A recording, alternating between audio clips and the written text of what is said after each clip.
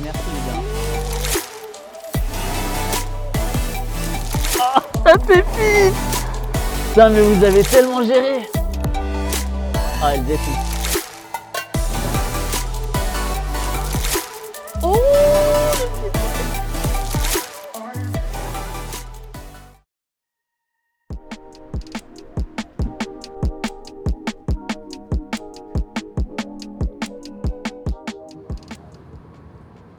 Salut à tous et bienvenue dans une nouvelle vidéo du projet 911. Ça y est, c'est le jour de la livraison, on est en route depuis qu'il est 6h30 du mat avec Olivier qui est derrière la caméra. Dis bonjour Olivier. Et il y a Sylvain qui est derrière, qui est venu aussi nous donner un coup de main aujourd'hui. Depuis qu'il est 6h43 exactement, merci, j'aime la précision. Aujourd'hui, on est du coup là à peu près 30 minutes du garage. Les gars ont terminé la voiture hier, il nous reste une petite modif à faire aujourd'hui. Mais je vais tout vous raconter une fois qu'on arrivera au garage. Et en attendant, on est descendu avec le petit Cupra Formentor que j'attendais de tester depuis pas mal de temps. Parce que pour ceux qui me suivent sur Instagram, je mets souvent le Cupra ATK en story et dans mes posts. On roule avec depuis une petite heure et demie. Franchement, c'est un petit régal, surtout dès qu'on le passe en mode sport ou en mode Cupra. Il y a un son qui est vraiment très cool.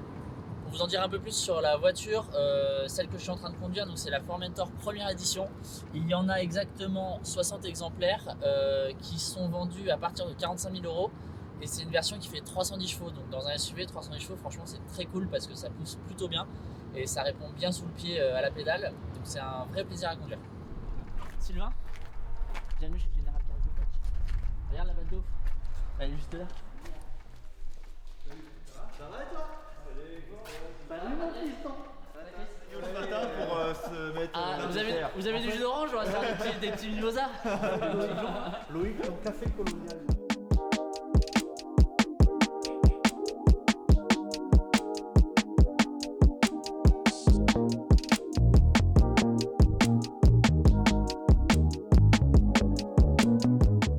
Ça devient vraiment long là. Attends, il a une minute après. Ouh.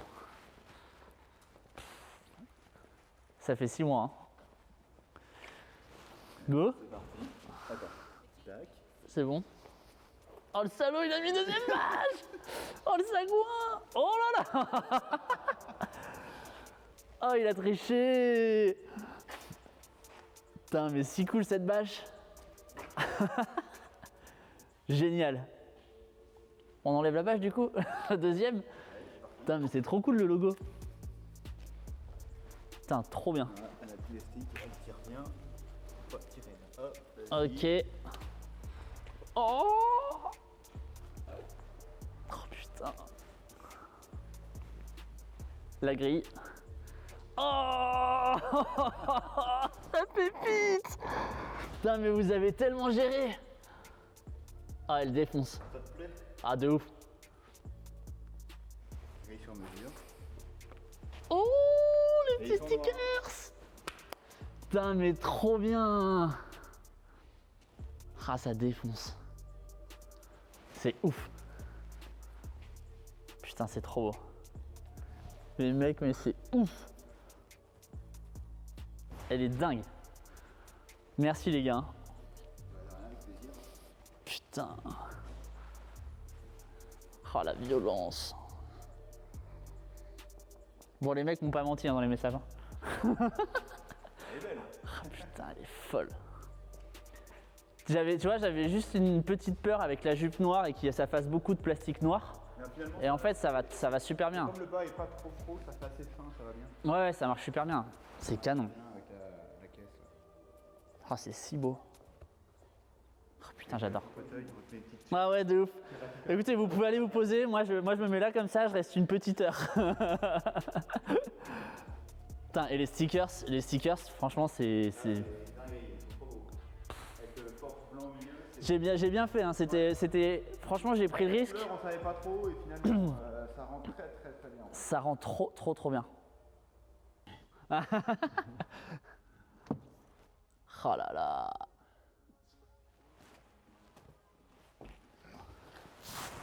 Coucou toi.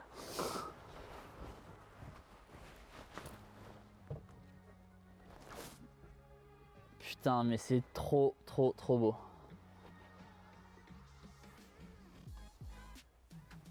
Putain, ce petit volant. Ah ouais, en effet, le volant il est plus loin que ce qu'il était avant. Un tout petit peu plus loin. Bah, en fait, il y a la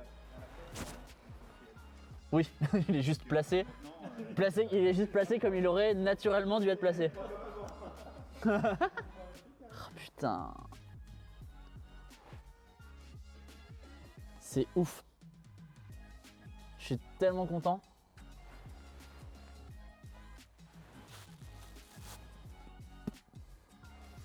Du coup, on peut la démarrer.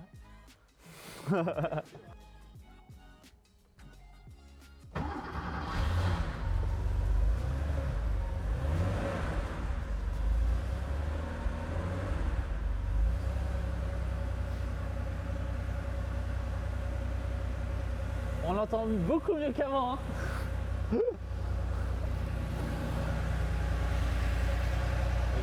Les échangeurs, ça fait bien la diff. Hein. Et franchement, on est top. On est vraiment sur un mix de ce que je voulais de cette génération-là, avec le style un peu Singer, la caisse de Rico. Côté assez années 80. Ouais, complet. C'est trop beau, c'est trop beau. Un peu plus race, mais tout en restant un peu GT, toi, un peu gentleman. Ouais, c'est ça, exactement. Pas trop énervé, mais juste ce qu'il faut. C'est canon. Alors attends, il y a un truc que je veux voir. Moi, je veux voir son cul dans le rétroviseur. Ah bah oui, ça c'est bon ça. Ça m'avait manqué ça. Et en plus, il y a plus de hanches là maintenant. Hein. Ah, elle est passée au Bistouri. Hein, donc, Elle est passée au mystery. C'est une voiture de collection de prestige. Il n'y en a que 3 dans le monde. J'ai le numéro 4. série limitée. Elle est folle. Attention, ouverture. Ça, j'adore cette animation. Attends, faut le pousser. Ouais.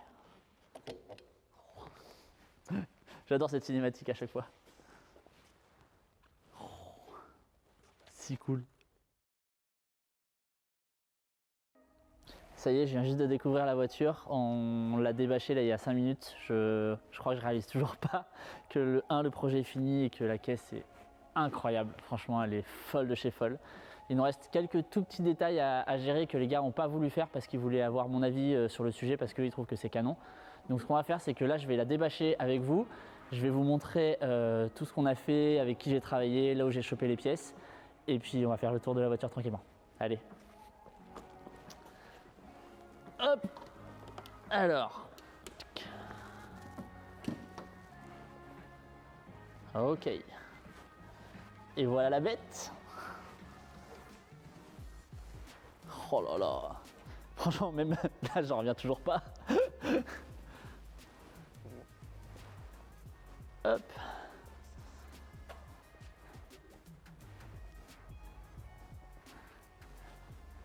Messieurs, dames, voici ma nouvelle voiture. On commence par l'avant? Allez, go. Alors, du coup, comme je vous ai raconté, on a changé d'origine les ailes avant qui sont maintenant des ailes de turbo. On a mis des ailes, on a mis des extensions d'ailes à l'arrière qui sont des extensions d'ailes de SC, de 2 litres 3 ST, pardon. Donc du coup, on a fait les raccords, ça je vous l'ai montré en story sur Instagram. C'est Loïc du coup et Christophe qui ont fait tous les raccords en carrosserie. C'est juste oufissime, le rendu est parfait, elle est vraiment bien assise comme il faut.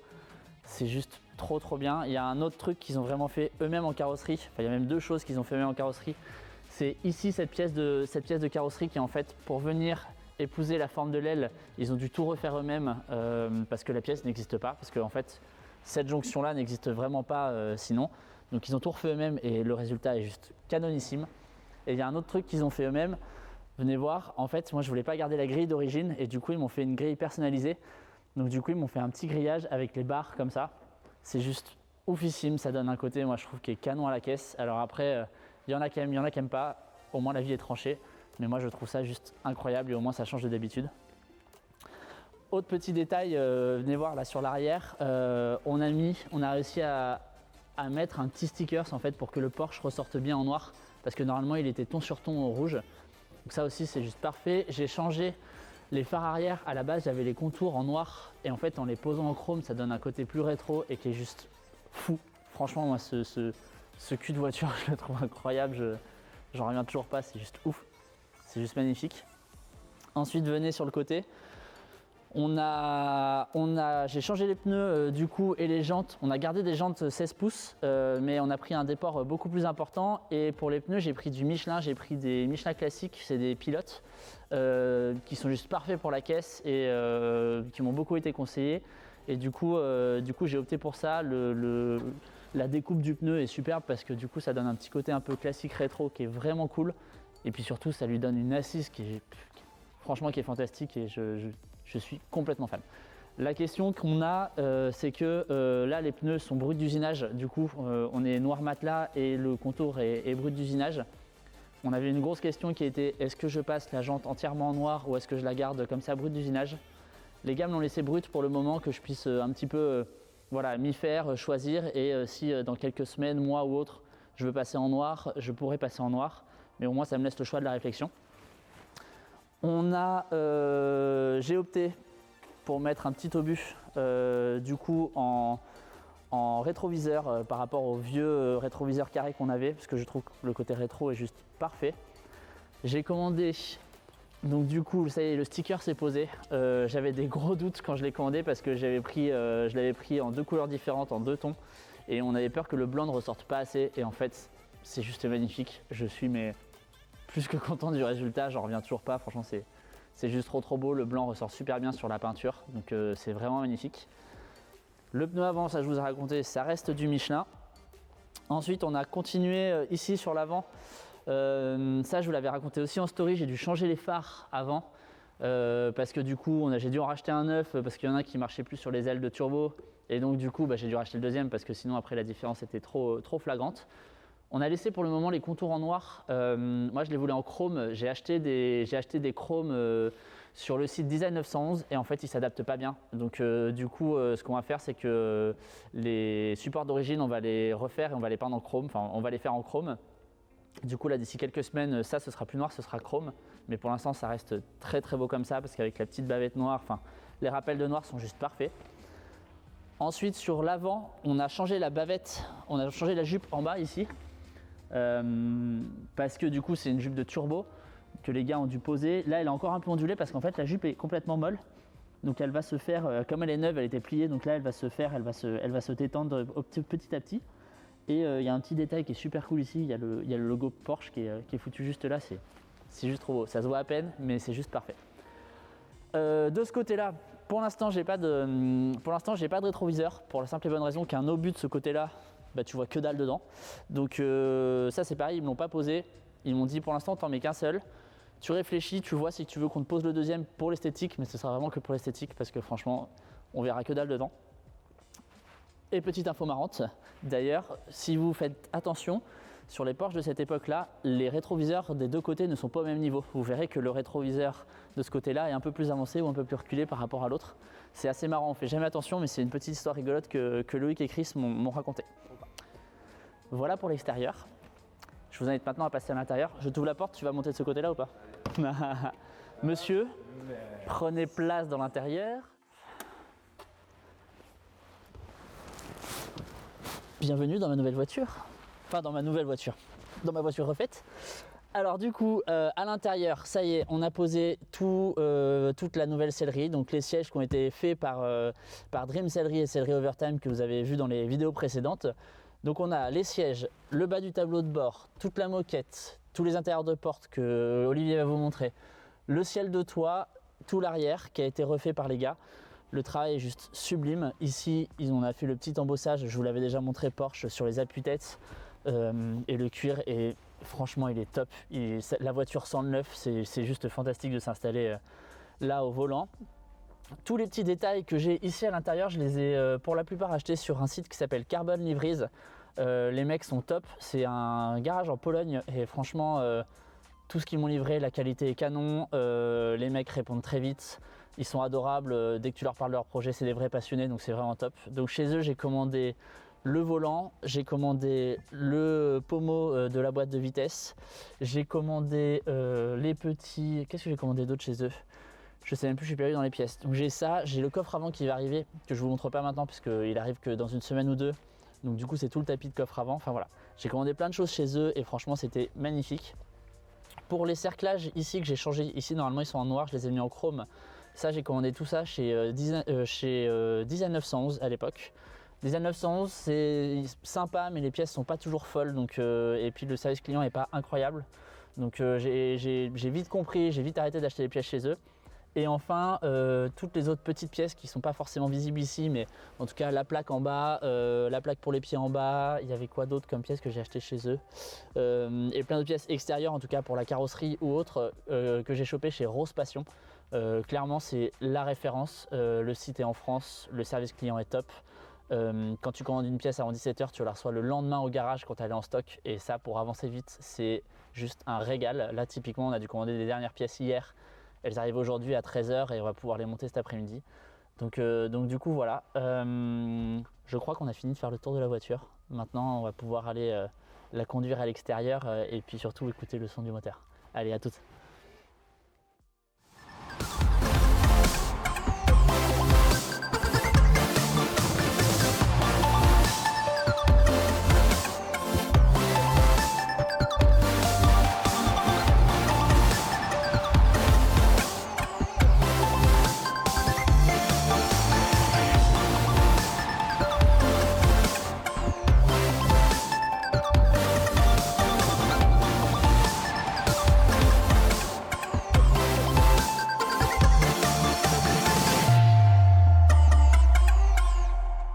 Maintenant que la voiture est terminée, les mecs du garage m'ont donné plein de produits, enfin m'ont conseillé plein de produits pour entretenir la voiture et pour la nettoyer. On a reçu d'ailleurs avec les mecs plein de produits de la marque Turtle Wax. Les gars du GDB vous en ont parlé dans un T5M sur la Lexus où ils vous ont présenté tout l'historique de la marque qui vient des États-Unis. Et du coup, ça fait un mois qu'ils essayent tous ces produits-là sur un peu les voitures qu'ils ont au garage et forcément sur ma voiture. Et ce qui est plutôt cool, c'est qu'il y a vraiment des produits pour tout. Donc du coup, ils ont commencé à utiliser celui-ci qui est le Fresh End pour nettoyer tous les intérieurs de la voiture.